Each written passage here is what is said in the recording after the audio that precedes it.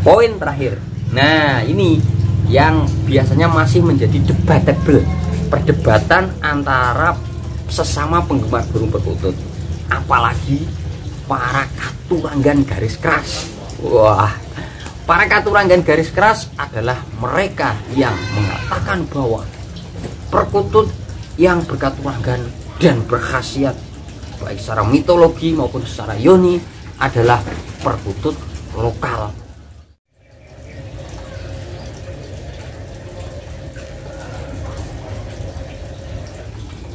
Kutut perkutut jenengmu Lokajaya, wayah suruping srengenge ngene iki luwih becik aku karo sliramu iki padha omong-omong ati ning ati. Ngudu rasa apa sing sedina iki aku rasake lan apa sing sedina uga mbok rasane. Wis ngono wae pesenku ya. Kowe ndodok sik sing kepenak.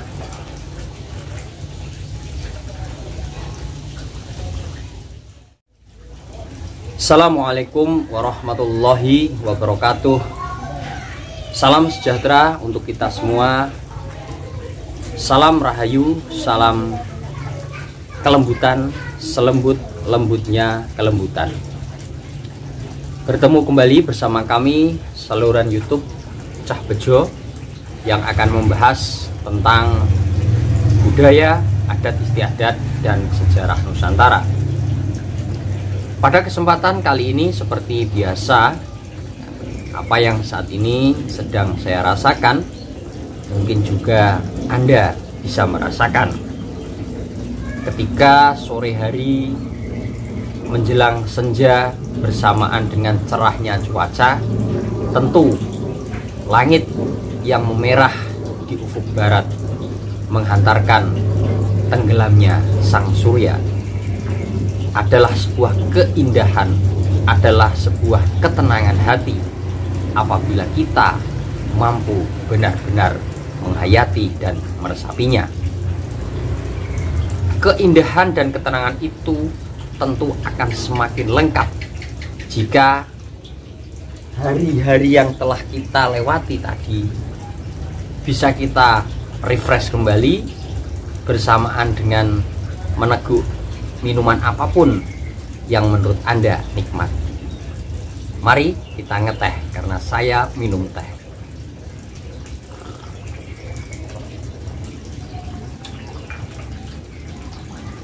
Para ndoro dimanapun Anda berada,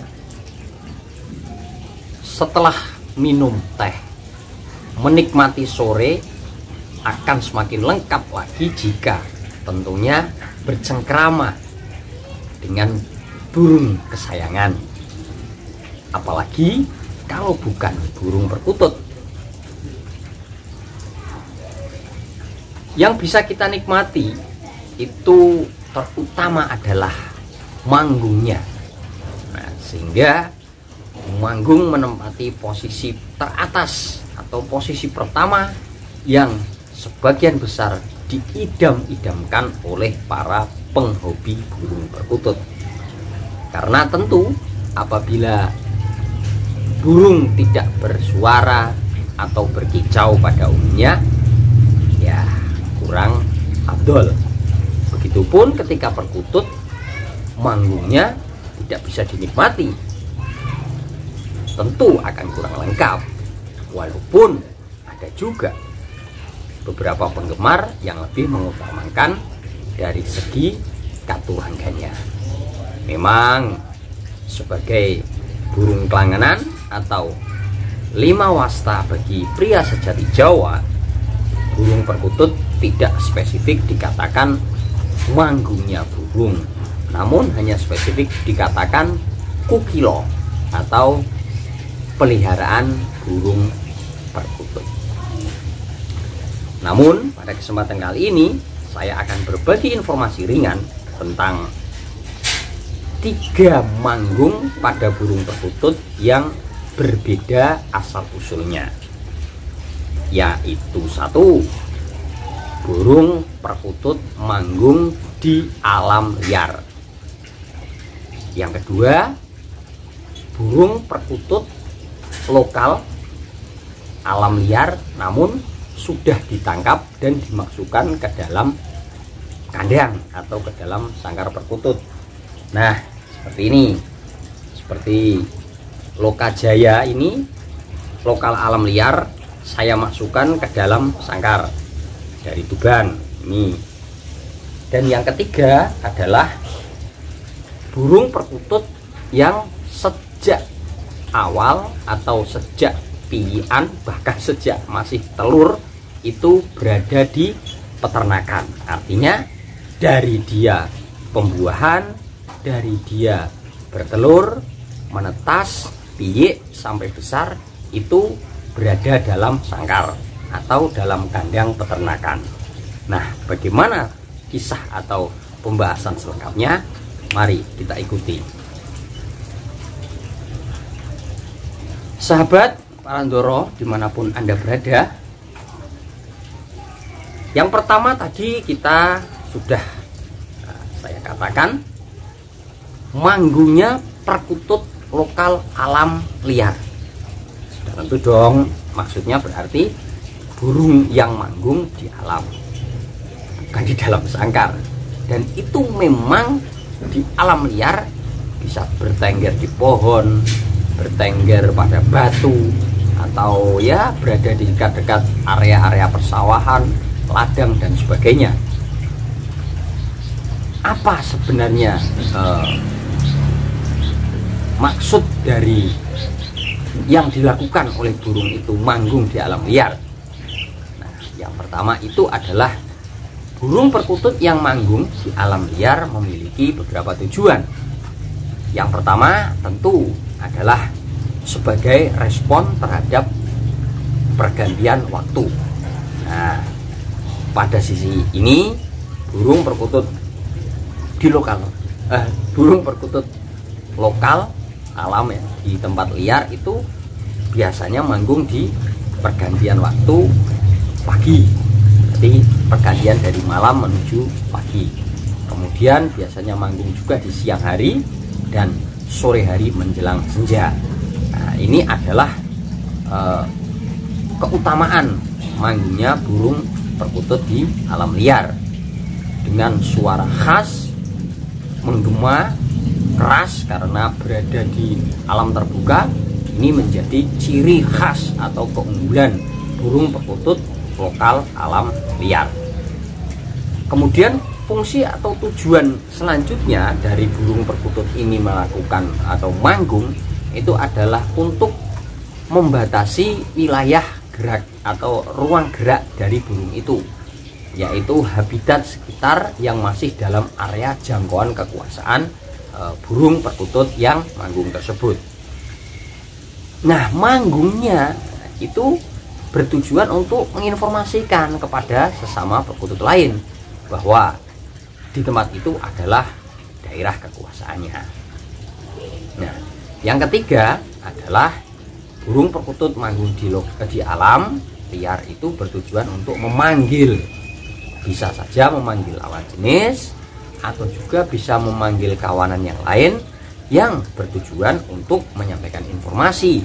Biasanya adalah menginformasikan atau mengabarkan bahwa di tempat itu kaya akan sumber makanan, kaya sumber air. Karena tentu makanan seperti biji-bijian, biji millet, biji kacang hijau, padi ya, dan juga biji-biji pada rumput-rumput yang berada di tanah dataran rendah itu sangat mudah didapatkan di tempat itu. Maka burung perkutut mengabarkan kepada teman yang lain atau kawanan burung yang lain untuk mendekat, mengabarkan temannya. Betapa solidaritas tinggi yang dimiliki oleh burung perkutut sehingga ia mengabarkan kepada kawanan perkutut yang lain. Tiga hal tadi adalah yang dilakukan oleh manggungnya burung perkutut lokal alam liar. Nah, keunggulannya tadi adalah suaranya kencang, kemudian rapat dan sering berbunyi. Namun kelemahannya adalah tidak bisa manggung di malam hari, ataupun jarang saya menemukan atau kita jalan-jalan malam hari kemudian mendengar suara perkutut kok di alam liar, apalagi sampai menjumpai. Wah, itu tidak jarang sekali kita menemukannya, dan bahkan saya sendiri belum pernah menjumpai burung perkutut di lokal di alam liar itu manggung. Dari informasi tadi sebenarnya yang bisa diambil kesimpulan atau bisa dimanfaatkan oleh para penjebak ya, atau para penyuluh itu biasanya dengan memanggil suara atau suara burungnya itu berbunyi pada alat perangkap jebakan, bisa memanggil datangnya target yang akan dijebak. Itu kita bisa memanfaatkan suara manggungnya burung perkutut. Kemudian yang kedua adalah tentang manggungnya burung perkutut liar lokal tapi sudah disangkar. Nah, ini seperti si Lokajaya ini tempatnya dia berada di sangkar. Juga si Ronggolawe sama, dia dari lokal alam liar, nah, perkututnya kemudian dimasukkan ke dalam sangkar. Nah, ini istimewanya mampu manggung kapanpun dengan catatan sudah gacor atau sudah bocor. Setiap saat kita kode bisa, itu bahkan malam hari pun bisa. Nah, karena saking kedekatan dengan yang punya, maka kalau di dalam sangkar pagi, siang, sore, malam tidak masalah, bisa bersuara. Nah, namun ada yang ngeri-ngeri sedap juga. Terkadang ada yang mengatakan atau mengkaitkan dengan manggungnya burung perkutut pada malam hari. Ya, tentu kan di dalam sangkar. Ini ketika kita punya koleksi di rumah, kemudian burungnya di malam hari manggung, maka akan menimbulkan beberapa interpretasi. Ya, masing-masing orang dapat mengatakan ini, itu, dan sebagainya. Namun, saya ingatkan kembali, kita harus yakin dan percaya bahwa apa yang terjadi adalah sudah merupakan kehendak Sang Pencipta alam. Nah, itu keutamaan dari manggungnya burung perkutut liar di dalam sangkar. Suaranya bisa oke, bisa kecil, bisa besar, namun tergantung selera. Terkadang ada juga orang yang ya suaranya kecil malah dicari, namun keras dan lantang. Nah, kalau sudah di dalam sangkar seperti ini, kita bisa melatihnya, memberikan makanan yang kayak vitamin, protein, kemudian melakukan pemasteran, dan dia bisa memandikannya, nanti bisa menghasilkan suara yang oke, tok, cer, tok, mer, kotok. Nah, kemudian yang terakhir adalah yang berkenaan dengan burung hasil penangkaran atau hasil ternak, farming ya, istilah kerennya. Bagaimana? Apakah kualitasnya tidak lebih baik dari burung yang apakah tidak lebih baik dari burung yang di burung lokal di alam liar? Apakah tidak lebih baik? Jawabannya belum tentu. Bisa saja ya, di kontes-kontes itu ya, kalau memang indukannya itu bagus, kemudian hasil jantannya juga bagus, dan dalam penangkarannya oke, itu bisa kualitasnya mengalahkan yang lokal, apalagi biasanya dari ombyoan. Nah, mengapa ada sih orang yang senang juga dengan hasil peternakan? Dan itu ada karena biasanya kalau dari peternakan itu kita bisa yakin atau tahu asal usul silsilah indukannya. Nah, kalau dulu ketika kita belajar ilmu biologi ketika sekolah SMA itu kan dikatakan bahwa ketika varietas genotipnya indukan bagus, bertemu dengan jantannya juga bagus, melakukan perkawinan, maka hasil filialnya atau anakannya juga bagus. Nah, kalau parentalnya bagus, filialnya kemungkinan bagus karena genotipnya bagus. Itu yang menjadi dasar pemikiran orang-orang yang hobi atau suka dengan burung perkutut hasil penangkaran. Sekali lagi saya katakan, burung hasil penangkaran itu bisa oke apabila mampu terjaga dari indukannya, kemudian anaknya, dan perawatannya. Minimal kalau dari penangkaran itu kan kita bisa tadi pantau indukannya.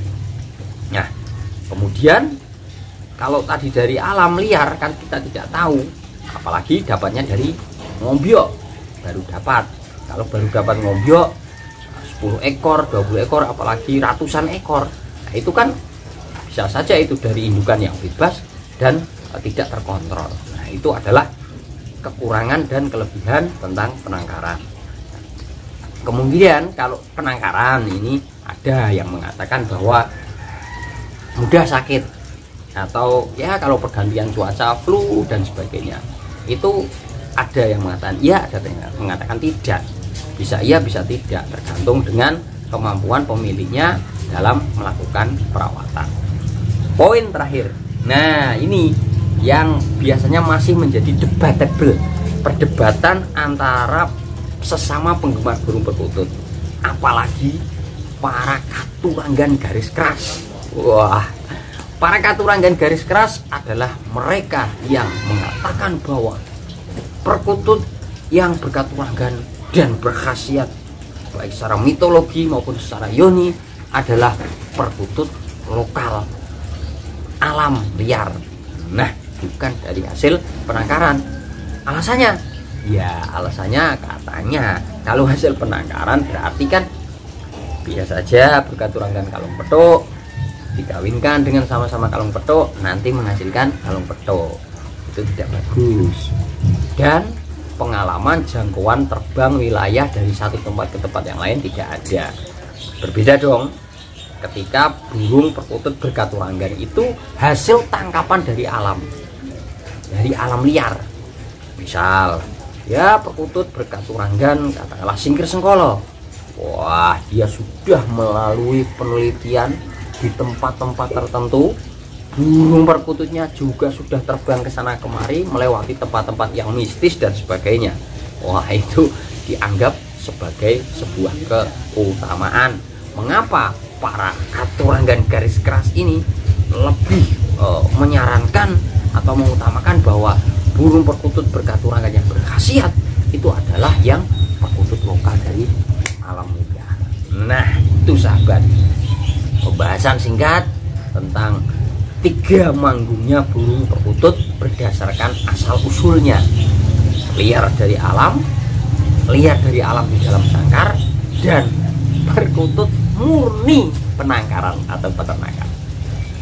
Sahabat, saya kira itu dari kami. Semoga pembahasan yang telah saya sampaikan dapat memberikan manfaat dan memberikan masukan untuk diskusi selanjutnya.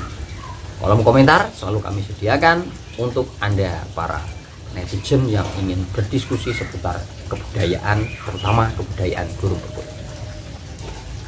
Senja selalu indah karena dalam keindahan itu terdapat ketenangan, dan di dalam ketenangan itu akan terdapat kelembutan.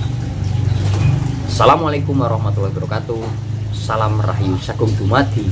Salam lembut, selembutnya kelembutan.